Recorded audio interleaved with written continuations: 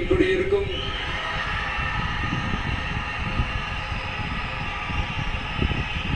உங்கள் அனைவருக்கும் என்னுடைய வணக்கம். வணக்கம் வணக்கம்.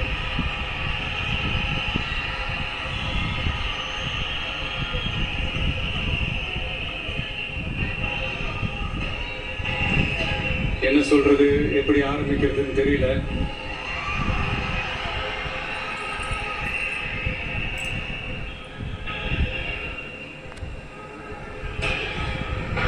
சினிமாவில் எப்படியாவது கஷ்டப்பட்டு வெற்றி அடையும்னு இருந்த ஒரு சாதாரண அசிஸ்டன்ட் டைரக்டருக்கு பிறந்த ஒரு பிள்ளையா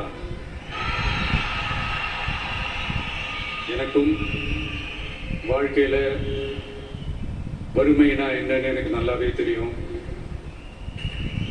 பசினா என்னன்னு எனக்கு நல்லாவே தெரியும். நான் ஒன்றும் பெரிய மன்னர் பரம்பரையில இருந்தெல்லாம் வந்துடல. உங்களை மாதிரிதான், உங்கள ஒருத்த மாதிரிதான், உங்க குடும்பத்துல ஒருத்த மாதிரிதான், உங்க புள்ள மாதிரிதான், உங்க மகன் மாதிரிதான், உங்க அண்ணன் மாதிரிதான், உங்க தம்பி மாதிரிதான்.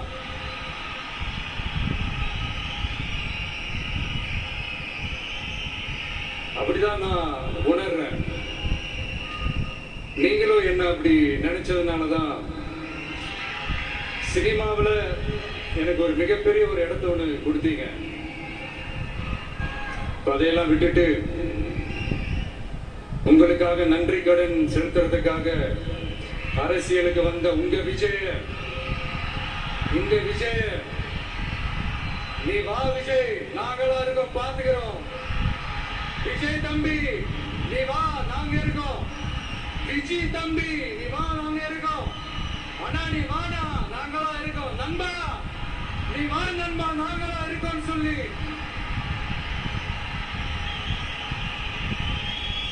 அவ்வளவு அன்பா, அவ்வளவு உறவா என்ன ஏத்துக்கிட்டீங்க. இந்த நேரத்தில் இதை நான் சொல்லணும். இந்த டிராவல்ல, இந்த ப்ராசஸ்ல எனக்கு எவ்வளவோ கஷ்டங்கள், எனக்கு எவ்வளவோ இந்த அவமானப்படுத்தினதெல்லாம் ஒரு பக்கம் இருந்தாலும், எனக்காக கூட நின்ற உங்களுக்கும் அதே மாதிரி கஷ்டங்கள், அதே மாதிரி அவமானங்கள், அதையெல்லாம் நீங்க பெருசா எடுத்துக்காம, அதையெல்லாம் நீங்க பொருட்டாவே எடுத்துக்காம, என்னோட வலிகளை, என்னோட வேதனைகளை உங்களோட தான் நினைச்சு என் கூடவே நின்று இன்னைக்கு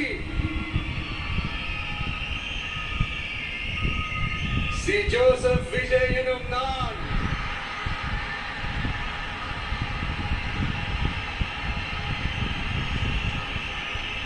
அதை உண்மையாக்கி இருக்கிறீங்க. உண்மையிலே என்ன சொல்றதுன்னு எனக்கு தெரியல. என்னுடைய உறவுகளே, என்னுடைய சொந்தங்களே, நான் ஒன்னும் தேவ தூதன்லாம் கிடையாது. நானும் ஒரு இயல்பான ஒரு வாழ்க்கை வாழ்ற ஒரு சாதாரணமான மனுஷன் தான். நான் முன்னாடியே சொன்ன மாதிரி அது செய்வேன் இது செய்வேன்னு பொய்யான வாக்குறுதிகள்லாம் கொடுத்து உங்களை நான் ஏமாத்த மாட்டேன். எது சாத்தியமோ அது மட்டும்தான் நான் செய்வேன். இம்மிடியா உங்க மனசுல ஒரு கேள்வி ஒண்ணு வரலாம், அப்ப சாத்தியம் இல்லாததை செய்ய மாட்டாங்களா, செய்ய முடியாதா அப்படின்ற ஒரு கேள்வி ஒண்ணு வரலாம். இத்தனை கோடி மக்கள் என் கூட இருக்கும் போது எது வந்தாலும் பாத்துக்கலாம், என்ன வந்தாலும் பாத்துக்கலாம் அப்படின்ற அந்த கான்பிடன்ஸ் என் மனசுல இருக்கு. இன்னொரு விஷயமும் நான் இங்க சொல்லணும். இன்னைக்கு நம்ம தமிழ்நாடு கவர்மெண்ட் இருக்கிற அந்த நிலைமையை பத்தி நான் உங்ககிட்ட நான் சொல்லணும். கிட்டத்தட்ட 10 லட்சம் கோடிக்கு மேல கடன் வாங்கி வச்சுட்டு போயிருக்கிற இன்னைக்கு அந்த தமிழ்நாடு அரசு இருக்கிறப்போ, கஜானாவை சுத்தமா தொடச்சி வலிச்சு வச்சுட்டு போயிருக்கிறப்போ, தூக்க முடியாத சுமையை ஏற்றி வச்சுட்டு போயிருக்கிறப்போ,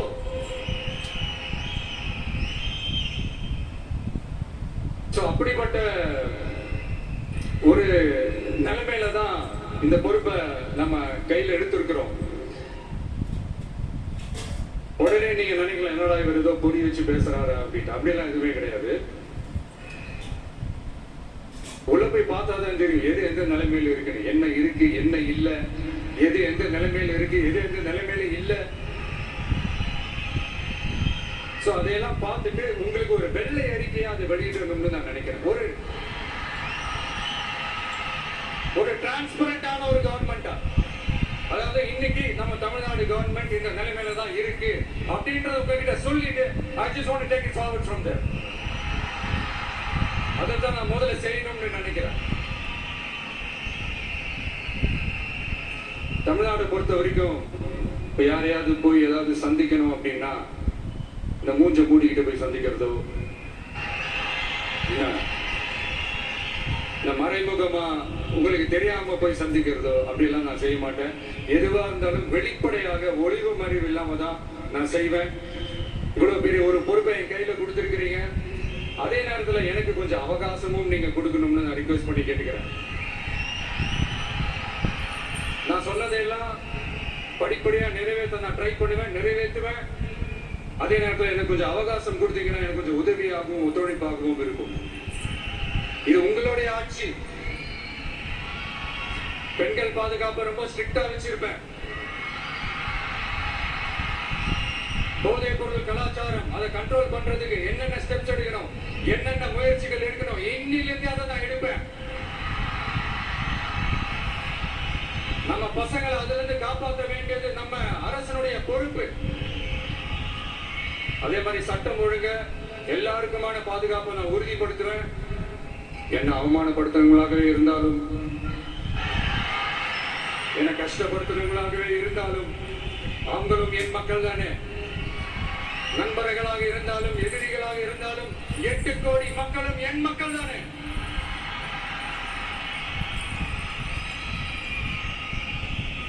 அந்த மாதிரி இந்த அடிப்படை விஷயங்கள், கல்வி, ரேஷன், மருத்துவம், குடிநீர், சாலை வசதி, பஸ் வசதி, இந்த மாதிரி விஷயங்கள்ல தான் என்னுடைய முதல் கவனம் செலுத்தணும்னு எனக்கு தோணுது. நான் முன்னாடியே சொன்ன மாதிரி மக்கள் பணத்துல இருந்து ஒரு பைசா கூட நான் தொட மாட்டேன். எனக்கு அது அவசியமும் இல்லை. அது உங்களுக்கு நல்லாவே தெரியும். இந்த விஷயம் தப்பு பண்ண மாட்டான், தப்பு பண்ணவும் விட மாட்டான். அது யாராக இருந்தாலும் சரி, என்னோட கவர்மெண்ட்ல என் கூடவே இருக்கிறவங்களாகவும் சரி விட மாட்டான். சப்போஸ் யாருக்காவது அப்படி ஒரு எண்ணம் மனசுல இருந்துச்சுன்னா, நம்ம ஜெயிச்சுட்ட ஒரு ஆட்டம் ஆடி பார்க்கலாம் அப்படின்ற எண்ணம் யாருக்காவது இருந்துச்சுன்னா இப்பவே இந்த நிமிஷமே அதை எரேஸ் பண்ணிருங்க.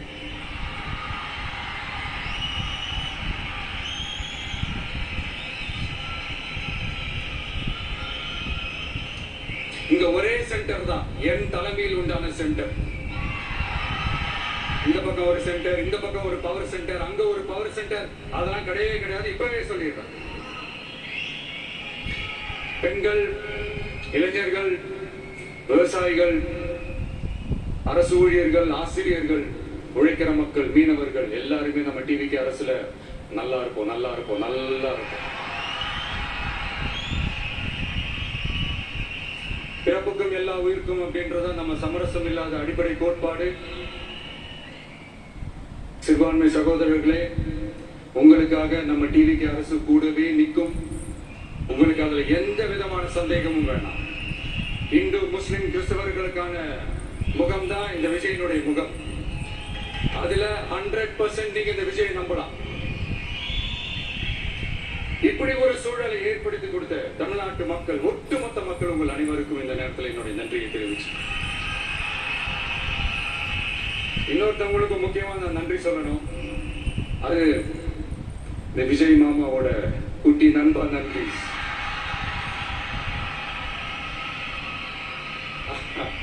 அவங்களாலதான் இது நடந்திருக்கு. உங்களுக்கு எப்படி நன்றி கடன் செய்யணும்? உங்களுக்காக உங்க ஃபியூச்சரை மைண்ட்ல வச்சுக்கிட்டு எல்லா நல்ல விஷயங்களையும் உங்களுக்காக இந்த விஜய் மாமா செஞ்சு கொடுப்பான். கான்பிடண்டா இருங்க. அதே மாதிரி இன்னொருத்தவங்களுக்கும் நான் முக்கியமா நன்றி சொல்லணும். உங்களை எப்படி நான் மறப்பேன்? நீங்க தான் என்னோட உயிராச்சு. தமிழக வெற்றி கழக தோழர்களே,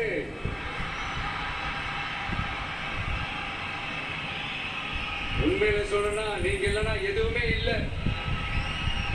என்னோட கழக தோழர்களுக்கும் கழக நிர்வாகிகளுக்கும் வாக்கு சாவடி முகவர்களுக்கும் மை டியர் வர்ச்சுவல் வாரியர்ஸ், உங்கள் அனைவருக்கும் கோடான கோடி நன்றிகள். வாங்க எல்லாருமா சேர்ந்து ஒரு ஃப்ரெஷ் கவர்னன்ஸ், ஒரு நியூ கவர்னன்ஸ் ஒன்று கொடுப்போம். This is a new beginning.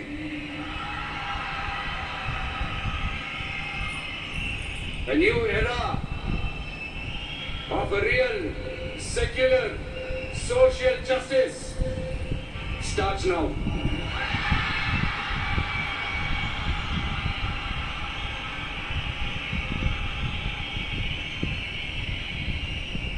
மக்கள் நலன்களை மட்டுமே லட்சியமாக கொண்ட நமது அரசுக்கு பக்கபலமாக நின்று ஆதரவை வழங்கியுள்ள